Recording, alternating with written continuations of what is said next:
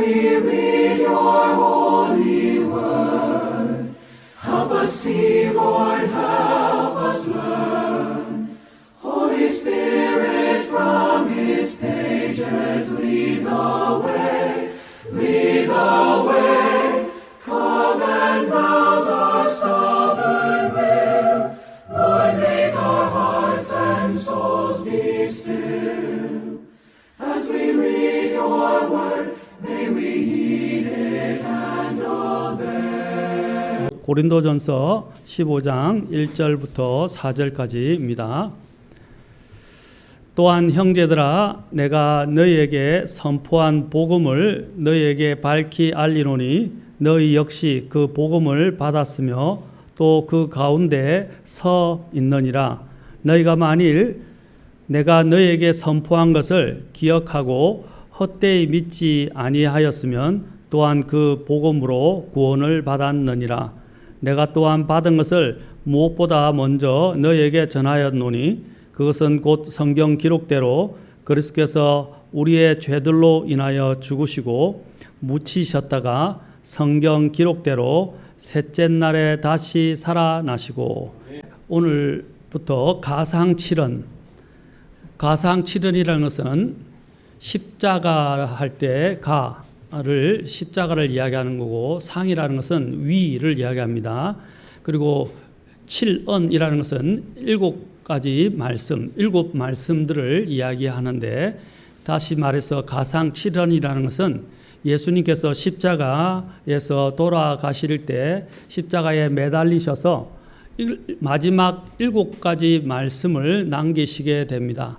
이 일곱 말씀들은 가장 의미심장하고 또 주님께서 우리에게 남기신 아주 중요한 교리적인 부분뿐 아니라 또 우리에게 인생에 있어서 무엇을 생각해야 하는지에 대해서 잘 말씀해 주는 구절들이라고 할 수 있습니다. 오늘은 좀 구체적으로 이 일곱 말씀들을 살펴보기 전에 먼저 서론적으로 이 말씀이 말씀하시는 의의 그리고 이 말씀을 통해서 우리가 생각해 보아야 될 것에 대해서 좀 나누고자 합니다.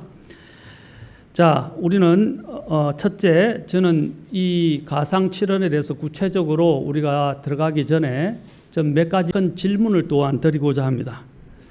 자, 첫째, 저와 여러분은 죽음에 대해서 준비가 되어 있습니까? 저와 여러분은 죽음에 대해서 준비가 되어 있습니까? 아침부터 죽음이라는 단어를 떠올리게 해서 송구합니다마는 우리는 이 주제를 너무 가볍게 취급하거나 안일한 태도로 생각하거나 또 무시하면서 사는 때가 많은 것 같습니다. 죽음을 생각하는 것은 인생이 무엇인가를 사람들로 하여금 생각하게 해주고 또 사람들을 겸손하게 만들어주며 나아가서는 영혼을 대비해야 하는 지혜를 갖게 해주는 것이라고 할 수 있습니다. 그러므로 저는 이 질문들을 던져보는 것입니다. 저와 여러분은 죽음에 대해서 준비되어 있습니까? 죽음이라는 단어들을 사람들이 말하기 꺼려하고 회피하고 싶은 주제인 것은 분명합니다. 그러나 지혜로운 사람은 죽음을 생각하고 또 미리 준비하면서 인생을 살아가는 자들이라고 할 수 있습니다. 다시 말해서 영혼을 준비하면서 살아가는 자들이 지혜로운 자들입니다. 죽음이라는 것은 예고 없이 불시에 뜻하지 않게 찾아오게 됩니다. 저와 여러분은 이러한 죽음에 대해서 준비되어 있습니까? 단 몇 시간, 단 하루, 단 며칠 혹은 몇 달이라도 살아갈 수 있는 날이 남아 있어서 인생을 되돌아보고 또 정리할 수 있는 기회가 있는 사람은 저는 그나마 다행이라고 생각합니다. 그러나 급작스런 사고로 인해서 미처 인생을 돌아보고 정리할 수 있는 시간도 없이 죽음을 맞이한 사람들은 불행하지 않나라는 생각이 듭니다. 물론 미리 삶을 후회 없이 살아온 사람들도 있을 터이지만 그래도 영혼을 목전에 두고 자신의 인생의 최대 결정을 내려야 할 중대한 순간을 우리가 한번 되돌아보면서 정리하고 또 결정을 하는 것이 좋다고 생각합니다. 둘째, 제가 또 여러분들에게 묻고 싶은 것은 저와 여러분은 죽음을 앞두고 어떤 말을 남기시렵니까? 한번 생각해 보신 적 있습니까? 내가 지금 막상 죽음을 앞두고 나는 과연 어떤 말을 남길 수 있을까? 지금 이 순간에 죽음의 문턱에 서 있다면 어떤 최후의 말을 남기시겠습니까? 죽음 직전에 남기는 최후의 한마디 혹은 한 문장은 아마도 그 사람이 살아온 모든 인생을 집약하고 대변하는 고백이 될 것이라고 저는 생각합니다. 저와 여러분들이 죽음의 문턱에서 남길 인생의 고백은 과연 무엇이 되겠습니까? 이 두 질문을 한번 곰곰이 생각해 보시고 지금 당장은 아니더라도 한번 답변해 보시기 바랍니다. 아니면 이것을 숙제로 갖고 와서 오늘 한번 생각해 보십시오. 아까도 말씀드렸지만 이 문을 나서는 순간, 오늘 예배당 문을 나서는 순간, 아니면 또 가다가 오늘 저녁에 어떠한 상태로 나는 죽을지 알지 못합니다. 갑작스럽게 사고로 인해서 죽을 수도 있지만 심장마비가 와서 죽을 수도 있고 잘못하면 또 어디 가다가 미끄러져서 넘어져서 죽을 수도 있고 또 급작스러워 차가 튀어와서 죽을 수도 있고 우리는 어떻게 죽을지 알지 못해요. 아무도 죽음에 대해서 호언장담할 수 없다는 것입니다. 카일라일이라는 분은 언어를 생각의 옷이라고 불렀습니다. 사람이 말로 그 자신을 나타낼 때 그 사람이 안에 갖고 있는 생각을 알 수 있는 것입니다. 말로 자신을 나타낼 때 우리는 그 사람을 알 수 있습니다. 그래서 옛날에 이런 말이 있었어요. 신언서판이라는 말이 있었어요. 신, 그렇죠? 그 사람의 첫째 외모, 몸을 보고 그 다음에 두 번째는 언어를 보고 그 다음에는 글을 보고 그 사람을 판단하라라는 말이 있었어요. 그래서 처음에 그 사람이 나타내는 것들 점점 보면 이제 말과 글로 나아가게 되죠. 사람을 나타내는 가장 강력한 것들이 외모도 있지만 말을 통해서 우리는 그 사람의 진정성을 알 수 있고 그 말이 그 사람을 나타낸다는 것입니다. 왜냐하면 예수님께서 마태복음 12장 34절 말씀하시기를 입은 마음에 가득한 것들을 말하느니라 라고 말씀하셨기 때문입니다. 입은 뭐라고요? 마음에 가득한 것을 말한다라는 것입니다. 그 사람이 말한 것이 바로 그 사람이 평소에 생각하던 것을 이야기하는 거예요. 죽음을 앞두고 그 사람이 어떤 말을 하게 될 때 바로 그 사람이 인생에서 가장 절박하고 가장 중대하다고 생각하는 것들을 그가 그의 마음을 나타내는 것이라고 할 수 있습니다. 예수님께서도 십자가상에서 운명하시기 전에 마지막 7 말씀을 남기셨습니다. 그 7 말씀에 대해서는 뒤에 좀 이따 살펴보겠지만, 자, 우리가 이러한 세상을 살아가면서 많은 위대한 사람들도 죽으면서 책이나 대리석이나 뭐 기념판이나 또 여러 가지 예술 작품을 통해서 또 심지어는 요즘은 기록을 많이 하죠. 비디오나 이런 기록들을 통해서 마지막 말들을 남겨놓고 유언을 하기도 합니다. 그러나 지금까지 보존되어 온 많은 말들 중에서 이 예수님께서 십자가상에서 남기신 7 말씀보다도 더 위대한, 더 빛나는, 더 중대한 말씀은 없다는 것입니다. 그래서 우리가 앞으로 이 7 말씀의 의미와 또한 그것이 우리에게 가르쳐 주는 바들을 한번 하나하나씩 살펴보고자 합니다.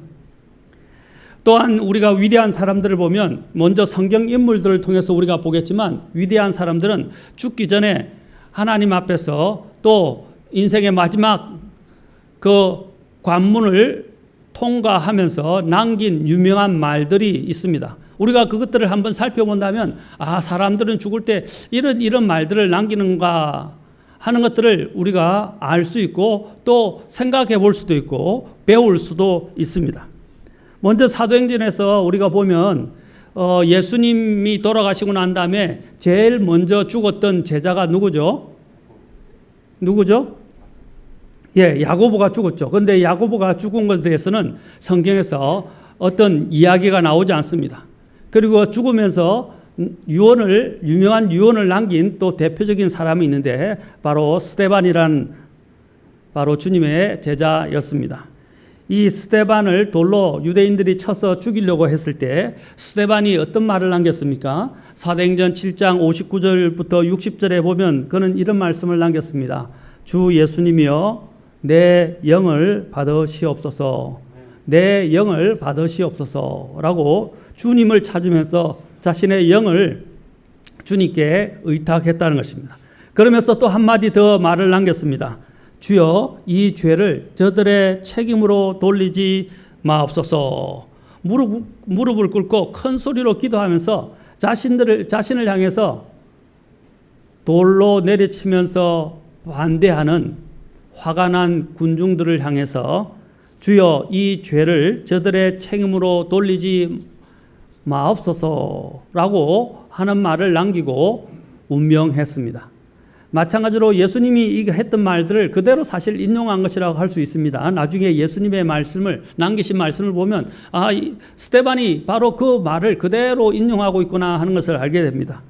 또 전성에 따르면 안드레 같은 경우는 X자형 십자가에서 죽으면서 이틀 동안 흑해에서 매달려 있었다고 합니다. 그 풀어주라는 군중들에 의해 압도당한 에게아스가 풀어주려고 했을 때 이렇게 이야기했습니다. 오 예수님, 당신의 적들이 당신의 은혜에 매달려 있는 자를 풀어주게 하지 마옵소서. 이 작은 자가 당신의 위대함을 알린 자를 더 이상 추하게 하지 않게 하옵소서. 다만 제가 보았고 또 제가 붙들고 있으며 제가 사랑하며 그 안에서 제가 살고 있으며 앞으로도 살 예수 그리스도 주님께서만 평안 가운데 저를 주님의 영원한 장막으로 영접하여 주시고 제가 감으로써 제가 가까이 있는 많은 자들이 주님께로 들어가게 하는 자가 되게 하옵소서. 이는 그들로 주님의 위엄 속에서 안식하게 하려 함이니이다 라고 말하면서 인생을 마감했습니다. 우리가 또 잘 아는 베드로 같은 경우도 십자가에 거꾸로 그도 매달려 죽었죠. 군중들이 더 큰 사역을 위해서 도피하게 하여 도피하는 중에 자신이 알고 있던 사랑하는 주님에 의해서 그는 멈추게 되었습니다. 도망가려다가 멈추게 되었습니다. 그때 그는 주님께 물었습니다. 주님, 어디로 가시나이까? 여러분 중에 제가 권장하는 크리스찬 필름이 있다면 그 필름 중에 하나가 쿼바디스라는 필름입니다. 그 영화를 꼭 보십시오. 굉장히 시간이 긴 영화이지만 제가 안에 있는 아주 주요한 장면들만 뽑아서 여러분들에게 보여드릴 건데 거기에 보면 사자들이 있는 경기 원형장에서 사람들이 죽어가는 모습과 사자들에게 물려서 죽어가면서도 그들이 주님을 부인하지 않는 그리고 순교를 당하는 모습들이 나옵니다. 얼마나 정말 웅장하고 또 장엄한지 우리가 그것을 보면서 많은 것들을 생각하게 하는 그런 영화라고 할 수 있습니다. 그 코바디스가 바로 주여 어디로 가시나이까 라는 말입니다. 뜻입니다. 자, 여기서 이 베드로도 주님 어디로 가시나이까 라고 주님께 물었습니다. 그래서 주님께서 대답하시기를 두 번째 십자가에 처형되기 위해 너가 있던 곳으로 간다 라고 이야기를 했어요. 베드로가 도망을 가니까 주님이 내가 이전에 처형됐던 그곳으로 너를 위해서 가겠다, 대신 가겠다라고 이야기하니까 베드로가 다시 급히 순교의 처형장으로 되돌아가서 그는 십자가에 매달렸다고 합니다. 십자가에 매달리면서 그의 아내가 같이 함께 매달렸다가 먼저 죽임을 당하는데 그때 그는 자신의 아내를 향해서 이렇게 말했습니다. 주님을 기억하십시오. 주님을 기억하십시오. 라는 말을 아내에게 던지고 그도 최후의 임종을 맞이했다고 합니다. 또한 야고보도 또 다른 야고보도 사람이 무엇을 행할지라도 내가 두려워하지 아니하리라 라고 전례되어 있습니다. 사람이 무엇을 행할지라도 내가 두려워하지 아니하리라. 또한 빌립도 죽을 때 아버지여 내 영을 아버지 손에 맡기나이다. 이 예수님이 하신 말씀과 똑같죠. 또 도마는 주님을 그렇죠? 주님을 알아보지 못하고 주님의 부활을 믿지 아니하다가 나중에 주님을 알게 돼서 주님의 손에 못 박힌 자국에 손을 넣어서 확인해 보았던 그 도마가 이렇게 말했습니다. 예수님이 하신 말씀을 그대로 인용해서 말했습니다. 보지 않고도 믿은 자들은 복이 있도다 라는 말을 남기고 죽었다고 합니다. 우리가 또 잘 아는 사도 바울 같은 경우도 어떻습니까? 사도 바울은 바로 아까 스데반을 죽였던 그쪽 뒤에서 모든 것들을 조장했던 장본인이었습니다.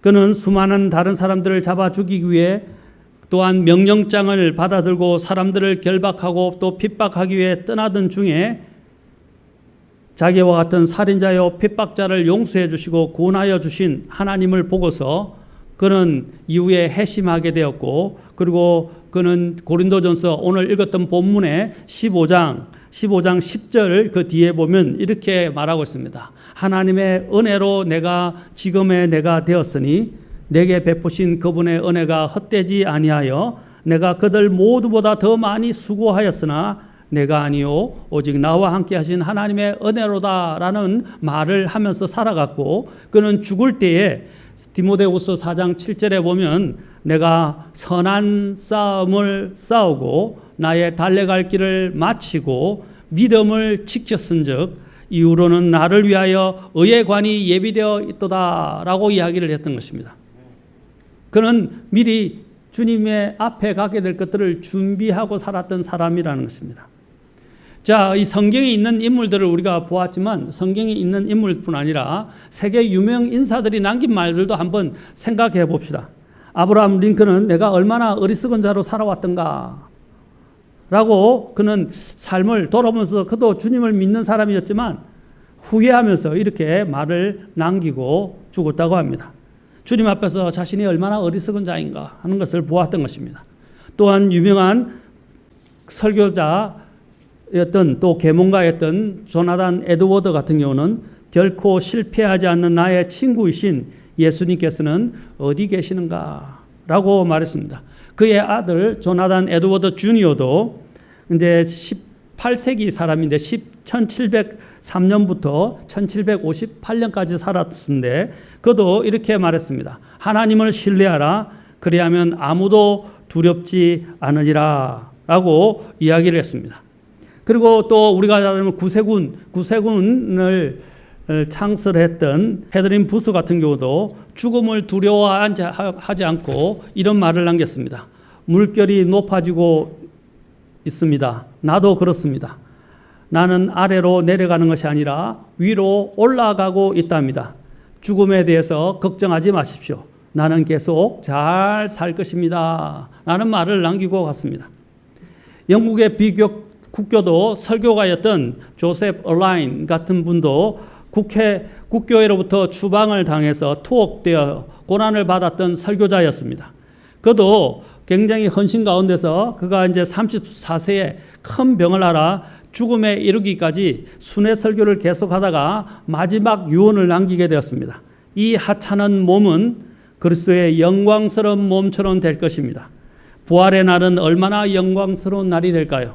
나의 생명은 하나님 안에서 그리스도와 함께 감추어질 것입니다. 라고 이야기했습니다. 또 우리가 잘 아는 그 광해 주석의 왕자라고 불려지는 매튜 헨리 같은 경우도 그 런던에 이제 목회자로 정착한 후 살다가 사망을 했는데 그도 주 예수님의 은혜에 대한 확신으로 가득 차서 죽으면서 이런 말을 남겼습니다. 하나님을 섬기고 그분과 교제하며 보낸 삶은 인간이 이 세상에서 누릴 수 있는 가장 만족스러운 삶이다 라는 말을 남기고 죽었습니다. 또 청교도의 유명한 또한 설교가이자 또 지성가였던 존 오웬 같은 경우도 존 오웬도 이렇게 말하며 죽음을 평화롭게 맞이했습니다. 나는 내 영혼이 사랑했던 분, 아니 영원한 사랑으로 나를 사랑하신 분께로 간다. 이것이 나의 위로의 유일한 기초이다라는 말을 남기고 죽었습니다. 우리가 잘 아는 부흥가, 역대 최대 부흥가라고 알려진 D.L. 무디 같은 경우도 땅이 물러나는 것을 보는도다, 하늘이 열리고 있도다, 하나님께서 나를 부르고 계신다라고 말했습니다.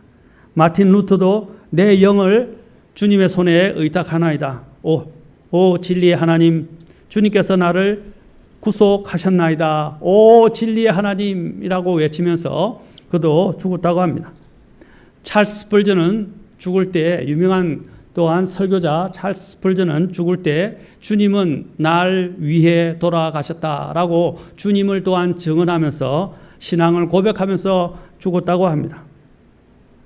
그리고 또한 미국의 해중 설교자였던 에드워드 페이스는 그도 1783년에서 1827년까지 살았던 주님을 섬겼던 설교자였는데 그도 이렇게 말했습니다.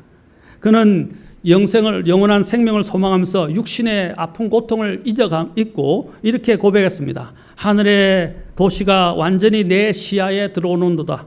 그 영광이 나를 비추고 그 향기가 내게 풍겨오며 그 소리가 내 귀를 때리고 그 기운이 내 마음속에 생기를 불어넣는구나. 왜 하나님께서 이 죄악된 벌레 같은 인간에게도 빛을 비추어 주신 걸까라는 고백을 하며 운명했습니다. 우리가 잘 아는 철로역정을 적었던 존 버년 또한 목사님도 수많은 옥고를 치르고 1628년에 원인 모를 병을 앓다가 돌아가셨는데 그의 유언은 성리와 확신으로 가득 차 있는 말이었습니다. 나를 위해 울지 말고 여러분들을 위해 우십시오. 나는 우리 주 예수 그리스도의 아버지께로 갑니다.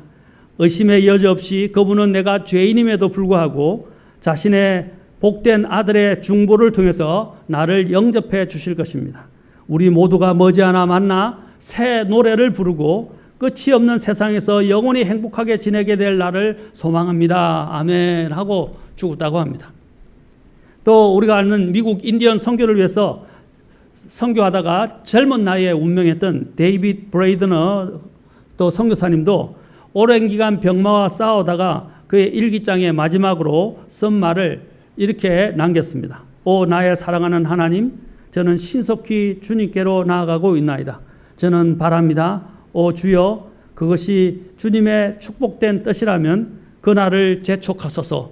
오 주 예수님이여 오시옵소서, 속히 오시옵소서라는 말을 남기고 죽었다고 합니다.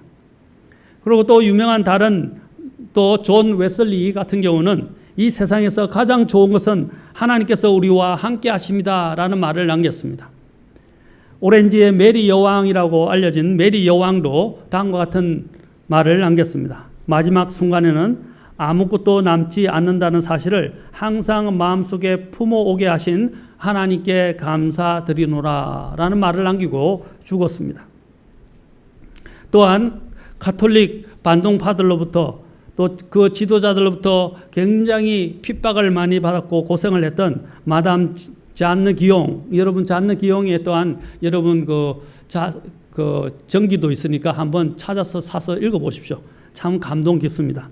이 잔느 기용은 뱅센에 있는 감옥에서 많은 영적인 글을 남겼었는데 그녀도 많은 시련에도 불구하고 오직 하나님만 의지했고 그녀가 죽을 때 그녀의 마음은 사랑하는 주님을 보리라는 생각으로 벅차 올라왔습니다. 그래서 이런 말을 남겼습니다. 내 일이 끝났을 때 갈 준비가 되었다고 생각합니다. 나는 이미 한 발이 말 위에 올라 있습니다. 이제 나는 하늘에 계신 아버지께서 기뻐하시는 곳에 올라갈 준비가 되어 있습니다. 라고 이야기했습니다. 또한 윌리엄 섹스피어도 이제 그는 성경을 가까이 하였고 또 영국의 대문호이자 많은 연극과 드라마에서 수많은 성경 구절을 인용한 것으로 유명합니다. 그는 52세의 죽음을 맞이하면서 그는 이렇게 또한 신앙 고백을 했습니다. 나는 오직 예수 그리스도 나의 구주의 공로로 영원한 생명에 참여하는 자가 되었음을 소망하고 확실히 믿기 때문에 내 영혼을 창조주 하나님께 그리고 나의 몸을 그것이 만들어진 땅에 맡긴다라고 고백하면서 그는 생을 마감했습니다. 여러분 마지막 순간이 올 때 또 우리가 알고 있는 여기 있는 성경적인 또한 많은 역사가와 왕들 유명한 사람들의 말을 돌아봤습니다. 또 여러분 과학자들 보면 진실로 과학을 제대로 연구하는 사람들은 크리스찬인이 되게 되어 있습니다. 크리스찬인 경우들이 굉장히 많아요. 왜냐하면 과학을 정직하게 연구하면 하나님의 놀라운 솜씨를 발견할 수밖에 없기 때문입니다. 그 유명한 과학자들 중에 스코틀랜드 물리학자 데이비드 브루스트 경은 이렇게 말했습니다. 하나님을 겸손하게 따르면서 나는 예수님을 보게 될 것이다. 그것은 굉장한 일이 될 것이다. 나는 세상을 지으신 분을 보게 될 것이다. 과학자답게 말했죠. 세상을 지으신 분을 보게 될 것이다. 라는 말을 남겼습니다. 1891년에 사망했던 영국의 물리학자 토마스 베이트맨도 천국을 소망하면서 이렇게 죽었습니다. 나는 이제 분명히 가야만 한다. 내 기력은 너무나 빨리 쇠하고 있다. 영광스러운 일이다. 천사들이 나를 기다리고 있다. 주 예수님이여 내 영혼을 받으소서. 안녕이란 말을 남기고 죽었다고 합니다. 또 바젤에서 어학교수로 활동했던 주니거라는 분도 그의 유명한 명성에도 불구하고 그는 영원한 생명을 바라면서 살았던 아주 소박한 신자였는데 그도 이런 말을 남기고 죽었습니다. 나는 기쁘다. 내 영혼이 내 안에서 기쁨으로 뛰놀고 있도다. 마침내 영광스러운 하나님을 대면할 시간이 임했기 때문이다. 나는 믿음으로 그분을 갈망해 왔고 내 영혼이 그분을 열망해 왔도다. 또 우리가 아는 미술가였던 미켈란젤로 같은 경우도 이렇게 많은 영적인 작품을 남겼으면서도 그가 죽을 때 이런 말을 남겼습니다. 내 영혼을 하나님께, 내 몸을 땅에, 내 소유를 가장 가까운 친척들에게 맡긴다. 나는 예수 그리스도에 대한 신앙 가운데 그리고 더 나은 삶에 대한 견고한 소망 가운데 죽는다. 삶을 통해서 그리스도의 고난을 기억하라. 라는 말을 남기고 죽었다고 합니다. 그런데 이들과는 반대적으로 항상 이들은 어떻게 해요? 주님에 대한 신앙 고백과 주님을 만나고 싶은 열망과 그렇죠? 또 심지어는 소망 가운데서 죽었는데 그와는 반대적으로 불신자들은 어떻게 죽어갈까요? 불신자들은 어떤 말을 남겼을까요? 불신자들은 이런 말을 남겼습니다. 가장 대표적으로 근대와 현대 공산주의를 남겼던 그 칼 마르크스 같은 경우도 사망하는 날 그의 하녀가 그에게 다가와서 제게 당신의 마지막 말을 남겨주십시오. 그러면 제가 그 말을 기록해 두겠습니다. 그러자 마르크스는 아주 신경질적으로 시끄러워! 나가! 마지막 말이라는 것은 이제까지 말 한마디도 제대로 하지 못한 채 바보들이라 하는 것이야 하고 그 말을 남기고 그는 죽었습니다. 하나님을 믿지 않는 사람과 하나님을 믿는 사람들이 말을 남기는 말을 보십시오. 얼마나 대조적입니까? 하나님을 믿는 사람들은 굉장히 겸손하게 그리고 자신을 돌아보면서 주님 앞에 자신의 또한 어리석음이나 잘못을 고백하면서 또 주님을 보고 또 천국에 가는 그 열린 문을 보면서 그들은 화평 가운데 죽어간다는 거예요. 그러나 믿지 않는 자들은 어떻게 죽어갑니까? 이런 허망한 말들이나 이 세상에 대한 집착이나 또 후회 가운데서 또 심지어는 죽음에 맞서서 발버둥 치는 가운데서 죽어가고 있다는, 안 죽으려고 안간힘을 쓴다는 거예요. 그러나 소용없다는 것입니다. 한 번 죽는 것은 사람에게 정해진 것입니다. 이 유명한 또한 사학가이자 또한 사기꾼이라고 불려지는 피니어스 테일러 바넘이라는 사람은 그가 미국의 하원 의원까지 했었는데 그는 죽을 때 이런 말을 했습니다. 오늘은 얼마를 벌었느냐 라는 말을 남기고 죽었다 그래요. 가져가지 못할 돈을 이야기하면서 죽어갔다는 거예요. 나폴레옹도 죽을 때 이제 어떤 말을 남긴지에 대해서 정확하게 다 나오진 않지만 그의 유언장에 적었던 것들이 얼마 전에 2013년인가 유언장 낙찰, 그것도 진본이 아니고 사본이었는데 그 진본은 프랑스 박물관에 보관됐다고 합니다. 그런데 그 사본조차도 얼마에 팔리냐면 거의 우리나라 돈으로 5억 가까운 돈에 팔려 나갔다고 합니다. 35만 7천 유로라고 이야기를 하더라고요. 약 한 5억 정도, 5억에서 왔다 갔다 이제 환율 변동에 따르면 할 수 있는데 그게 따르면 그의 유언은 내 유해는 사랑하는 프랑스 국민 사이에서 생강가에 뿌려지길 원한다라는 말을 남겼다고 합니다. 여러분 보십시오. 그들은 주님과는 전혀, 특히 나폴레옹도 주님을 믿는다고 했지만 진짜 구원받은지 아닌지는 모르겠어요. 그러나 그가 남긴 말과 진짜 주님을 신뢰하고 주님을 사랑하는 사람들이 남긴 말을 한번 대조해 보십시오. 영국의 엘리자베스 여왕은 강인함과 신중함으로 유명한 분인데 그 엘리자베스 여왕도 이렇게 말을 남겼습니다. 내 소유는 단 한순간만을 위한 것이구나 하는 말을 남기고 죽었다고 합니다. 그리고 또한 프랑스의 여왕이었던 프로시아의 여왕이었던 루이스 여왕도 이런 말을 남겼습니다. 나는 여왕이다. 하지만 내 팔을 움직일 힘조차도 없구나 하는 말을 남기고 그냥 죽었습니다. 독일의 문학가 괴테 같은 경우도 그는 섹스피어의 영향을 받았지만 그 무신론자로서 그는 이렇게 말했습니다. 빛이 더 들어오도록 창문을 열어다오. 빛이 더 들어오도록 창문을 열어다오. 왜냐하면 어두운 캄캄한 곳을 들어가는 것이 불신자의 운명입니다. 캄캄한 곳이 어디입니까? 예, 지옥이죠. 지옥은 가장 어두운 곳입니다. 가장 뜨거운 곳이지만 가장 어두운 곳입니다. 그러니까 그가 어두운 곳을 들어가니까 빛이 없으니까 빛을 보려고 창문을 열어달라고 이야기를 한 것입니다. 여러분, 제가 더 많은 분들이 있지만 이걸 일일이 다 이야기하자면 한도 끝도 없고 이들이 죽을 때 그들은 항상 후회와 두려움 속에서 죽어갔다는 사실입니다. 볼테르도 이런 말을 남겼습니다. 나는 하나님과 인간에게 버림받았어. 만일 당신이 내게 6달 동안 살 수 있게 해준다면 당신에게 내 소유의 절반을 주겠어. 나는 지옥으로 갈 거요. 오 예수 그리스도요. 그는 예수 그리스도를 불렀지만 예수 그리스도를 믿지 않았어요. 그는 불신 가운데 살면서 그는 자신이 지옥으로 갈 것이라고 이야기했습니다. 또 이교도 K도 죽어가면서 이렇게 외쳤어요. 3번을 외쳤다고 합니다. 지옥, 지옥, 지옥이라는 말을 외치고 죽었다고 합니다. 사랑하는 성도 여러분, 제가 한 가지 묻고 싶습니다. 여러분들은 어떤 말을 남기시렵니까? 여러분들은 어떤 말을 남기실 수 있다고 생각하십니까? 지금 생각해 보십시오. 왜냐하면 아까도 말씀드렸죠. 언제 나는 어떤 식으로 갑자기 죽음이 찾아올는지 알지 못합니다. 마지막 말을 남기고 죽을 수 있다는 것도 저는 복이라고 생각해요. 그렇죠? 왜냐하면 인생을 잠깐이라도 돌아보고 또 자신들을 반성하고 또 통찰하고 또 되돌이킬 수 있는 시간적 기회가 있다는 것입니다. 그러나 갑작스럽게 죽은 사람들은 그럴 기회가 없는 거예요.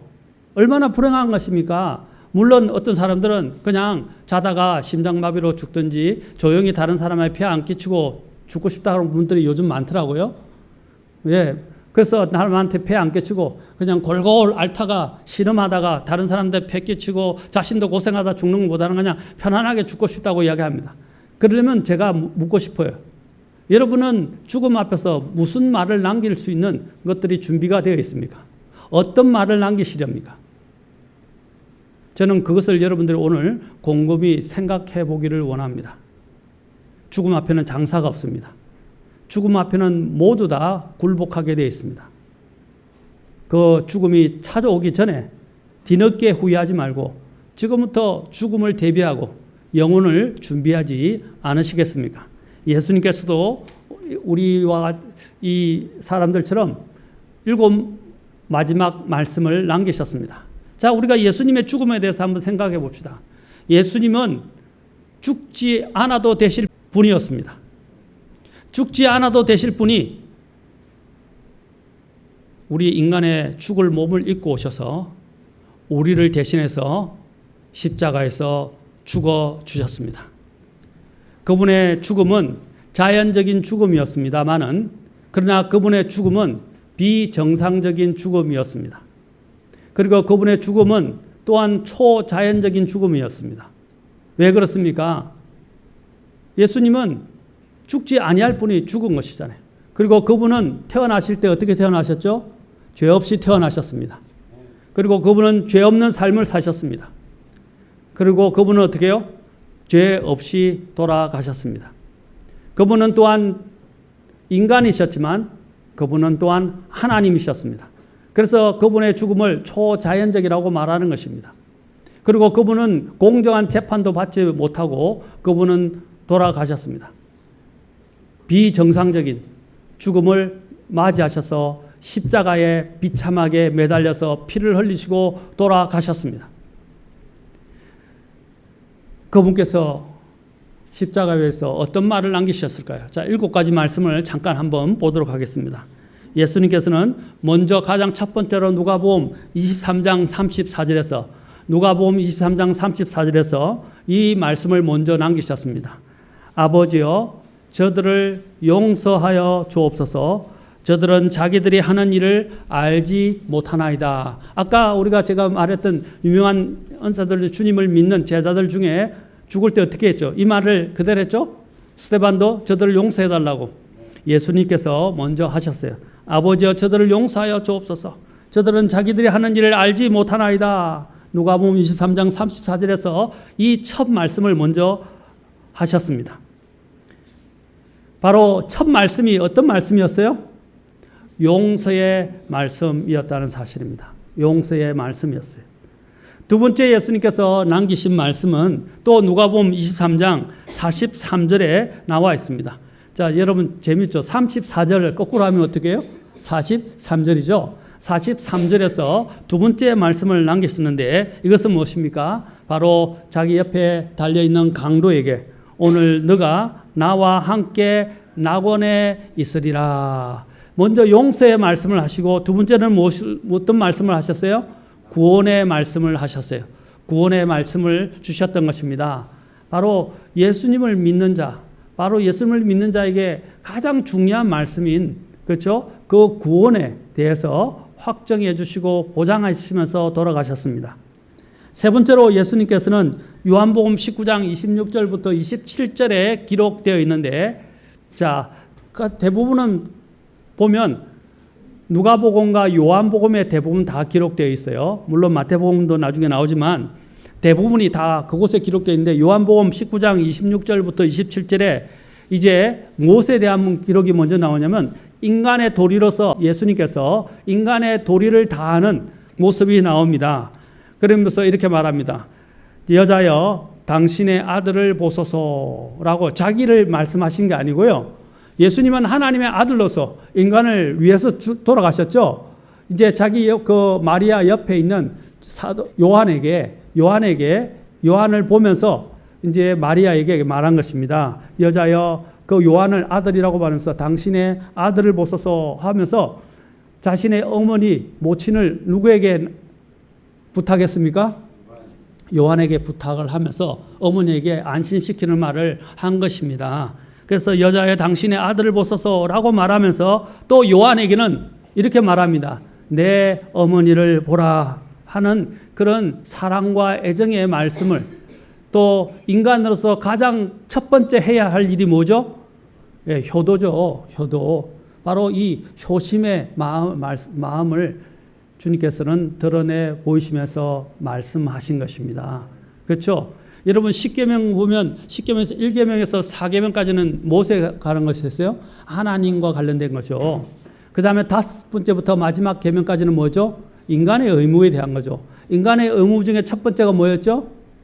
네, 바로 부모님을 공경하는 거잖아요. 바로 예수님께서도 그 의무를 소홀히 하지 아니하고 자기는 비록 이 세상을 떠나가지만 자신의 어머니, 모친을 맡겼다는 것입니다. 요셉은 이미 일찍 죽은 것으로 보여집니다. 그런데 남아있는 어머니를 요한의 손에 맡기고 돌아가셨다는 것입니다. 이것이 예수님의 효심을 잘 보여주고 있습니다.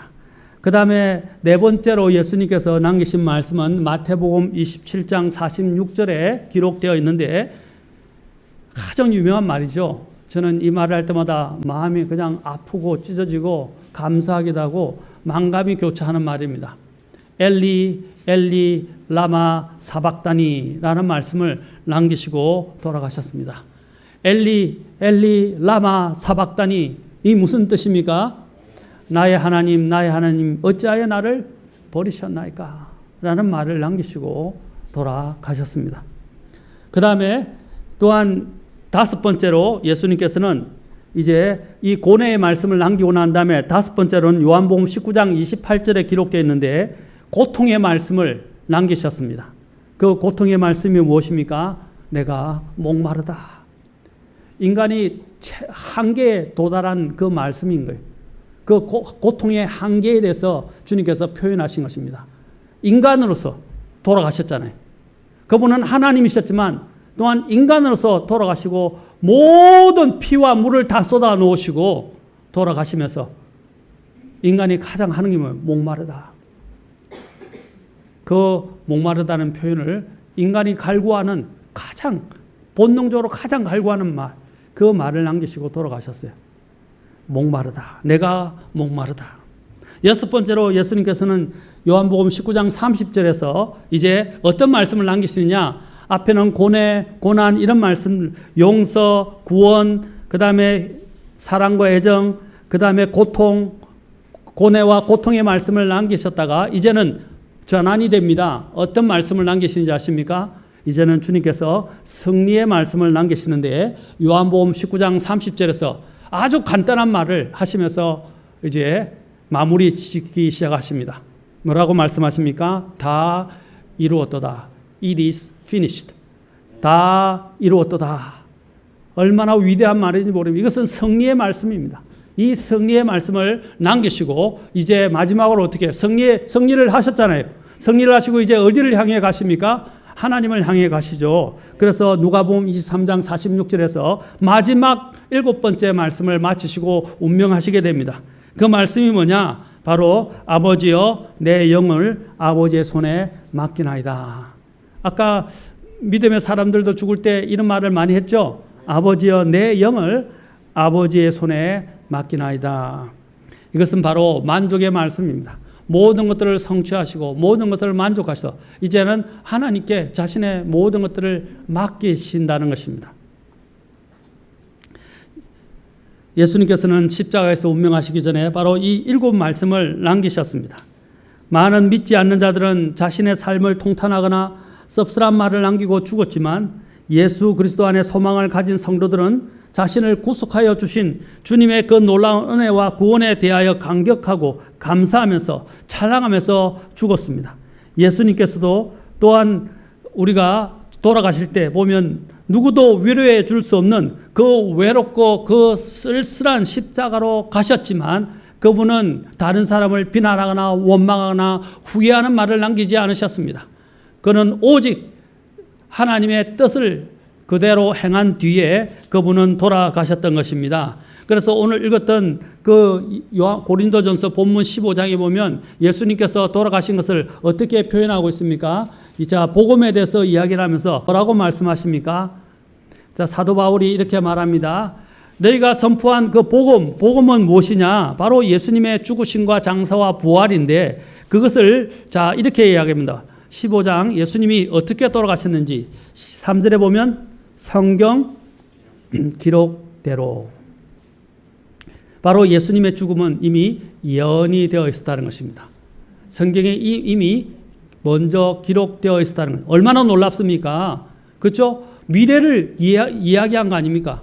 그 성경 기록대로 예수님께서는 오셔서 또한 삶을 살다가 돌아가셨다는 것입니다. 예수님에 대한 예언들이 많이 있지만 수백 개가 있지만 그중에 예수님이 죽는 날 하루 마지막 날에 관련된 하루에 관련된 예언이 40개나 된다고 합니다. 40개 정도 어떤 학자가 뽑았는데 한 40개 되는데 그 40개가 바로 예수님께 그대로 성취될 확률은 10의 179승분의 1이라고 합니다. 공이 몇 개예요? 그러면 179개라는 거예요. 179개 분의 1이라는 거예요. 공이. 그 말은 무엇입니까? 불가능하다 이 말입니다. 그 말이 그대로 예수님께 성취될 그 40개의 그죠 예언이 예수님께 한 날에 그날에 예수님께 성취될 확률이 179승분의 1이라는 것입니다. 얼마나 놀랍습니까? 바로 예수님께서는 그날에 하고 또 십자가에 돌아가실 때는 바로 이 7말씀을 남기시고 돌아가셨다는 것입니다. 이 7말씀은 바로 주님의 모든 구속과 주님의 하고자 하시는 그 뜻들을 우리에게 다 남겨놓으신 것입니다.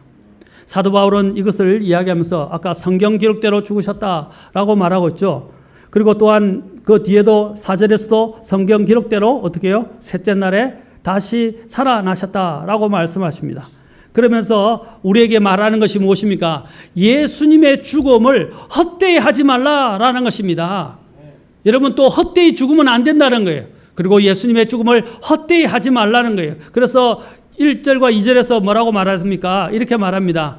내가 너희에게 선포한 복음을 너희에게 밝히 알리노니 너희 역시 그 복음을 받았으며 또 그 가운데 서 있느니라. 2절 같이 읽겠습니다. 시작. 너희가 만일 내가 너희에게 선포한 것을 기억하고 헛되이 믿지 아니하였으면 또한 그 복음으로 구원을 받았느니라. 자, 두 가지 여기서 중요한 걸. 첫째, 선포한 것을 기억하라 라고 말하고 있어요. 기억하라. 주님이 우리에게 남겨주신 그 주님의 죽으심, 그렇죠? 장사와 부활을 기억하고 하는 우리의 이 규례가 뭐죠? 규례가 뭐죠? 침례와 만찬이죠. 만찬에서 주님께서 만찬을 제정하시고 난 다음에 사도 바울이 이 만찬과 더불어서 또 주님께서도 이 만찬을 이야기하시면서 어떤 말을 남기셨어요? 나를 기억하라라는 것이죠. 기억하라. 우리는 주님의 이 죽으심을 생각하면서 주님을 기억해야 합니다. 그렇죠? 만찬을 하는 의미도 주님을 기억하는 거예요. 그래서 베드로가 어떻게 해요? 자기 아내가 죽는 모습을 보면서 뭘 했어요? 주님을 기억하라. Remember the Lord. 주님을 기억하십시오 하고 아내에게 당부했다는 것입니다. 주님께서도 오늘 우리에게 남기신 말은 나를 기억하라. 오늘 사도 바울도 우리에게 뭘 이야기합니까? 그 복음을 통해서 주님을 기억하라라는 것입니다. 우리는 7말씀을 통해서 우리는 주님을 확실히 기억해야 합니다. 또 7말씀을 통해서 두 번째로 우리가 생각할 것은 무엇입니까? 여기서 뭐라고 그랬어요? 헛되이 믿지 말라라는 것입니다. 헛되이 믿지 말라라는 것입니다. 얼마나 많은 사람들이 예수님을 헛되이 믿고 있습니까? 그냥 예수님을 믿는 것을 값싼 싸구려 복음처럼 취급하고 있습니까? 여러분, 예수님을 믿으면 그냥 복을 받기 위해서 믿는 게 아니에요. 그런 값싼 싸구려 복음에 우리는 놀아나서는 안 됩니다. 그런 싸구려 복음을 믿는 거 아니에요. 예수님의 죽음은 얼마나 가치가 있는 것이며 얼마나 의미심장한 죽음인지 모릅니다. 이것을 우리는 가볍게 경솔하게 취급해서는 안 된다는 거예요. 우리가 예수님의 마지막 7말씀을 기억하는 이유도 바로 이 예수님의 죽음이 헛되게 하지 않기 위해서, 이것을 아주 마음속 깊이 저장해서 기억하기 위해서인 것입니다. 저와 여러분은 오늘 예수님을 정말 제대로 믿고 있습니까? 오늘 여기서 너희가 헛되이 믿지 아니하였다면 이라고 말하고 있어요. 나는 정말 예수님을 진정으로 마음으로 깊이 있게 정말 그분을 알고 믿었습니까? 그분은 나와 어떤 관계입니까? 나는 그분을 어떤 분으로 알고 있습니까? 그래서 제가 서두에도 여러분에게 죽음과 관련해서 중대한 질문을 한 것입니다. 그리고 여러분들은 죽음을 대비하였습니까? 예수님을 믿지 않는다면 바로 죽음을 헛되이 준비하는 거예요. 죽음을 준비하는 거예요. 그러나 여러분이 예수님을 믿었다면 여러분들은 바로 예수님을 헛되이 믿지 않은 것입니다. 영혼을 준비하는 사람, 그 사람이 지혜로운 사람인 것입니다. 세 번째로 또한 여기서 예수님의 죽음과 관련해서 우리가 생각할 것은 무엇입니까? 이것은 무엇을 가져다 준다 그랬어요? 헛되이 믿지 아니하였으면 그 복음으로 인해 무엇을? 구원을 받았다 그랬어요. 바로 아까 예수님께서 구원의 말씀을 남기셨죠. 바로 이 구원과 관련되어 있다는 것입니다. 우리는 모든 인간은 다 구원받아야 합니다. 하나님은 모든 사람이 구원받기를 원하십니다. 다 회개하여 구원받기를 원하십니다. 아멘. 왜냐하면 이것이 인생에서 가장 중대한 문제, 또 영혼을 놓고 가장 중대한 문제이기 때문입니다. 여러분들은 구원받으셨습니까? 구원받으셨습니까? 확실히 구원받았고 나는 지금 죽어도 천국에 갈 수 있다는 확신이 있었습니까? 나는 지금 죽어도 이제 후회하지 않고 주님께 내 인생을 완전히 맡길 수 있고 주님의 그 주님께로 가는 것들을 고대하고 갈망하는 그런 마음을 표현하실 수 있겠습니까? 아니면 주님 안 돼요. 지금은 안 돼요. 늦었어요. 아직은 모자라요. 아직은 안 되겠어요. 조금만 더요. 이런 말을 남기시겠습니까? 어떻습니까? 아까 한 유명한 인사가 남겼죠. 주님 어서 오시옵소서. 속히 오시옵소서. 라는 말을 남길 수 있겠습니까? 사랑하는 성도 여러분, 우리는 주님의 그 죽음을 헛되이 해서는 안 됩니다. 그분은 죄 없으신 분이 우리의 죄 때문에 우리를 사랑하셔서 우리를 대신하여 자신이 직접 죄값을 지불해 주시고 우리를 위해서 죽으셨다는 것입니다. 우리를 구원하시고 해방시키시고 사면하시고 용서하시고 영원한 생명을 주시기 위해서 그분이 돌아가셨다는 거예요. 얼마나 감사합니까? 오늘 이 십자가 위에서 남기신 그 예수님의 이 7 말씀을 생각하시면서 오늘 여러분들 나는 죽음을 준비하고 있는지 나는 예수님을 헛되이 믿지 아니하였는지 한번 생각해 보시고 오늘 주님 앞에서 내가 남길 말이 무엇인지 생각하시면서 이 자리를 파시면 좋겠습니다. 여러분은 죽음에 대해서 준비되셨습니까? 죽을 때 주님 앞에서 어떤 말을 남기시렵니까? 그리고 주님의 죽음을 기억하시고 또 주님의 이 죽음을 기록한 이 복음을 여러분은 헛되이 믿지 아니었다고 확신하실 수 있습니까? 오늘 이것들을 분명히 확인하고 돌아가시는 저와 여러분이 될 수 있기를 주의 이름으로 축원합니다. 기도하시겠습니다. Open my eyes and let me see glimpses of truth you have for me. For in your word I find the truth that sets me free.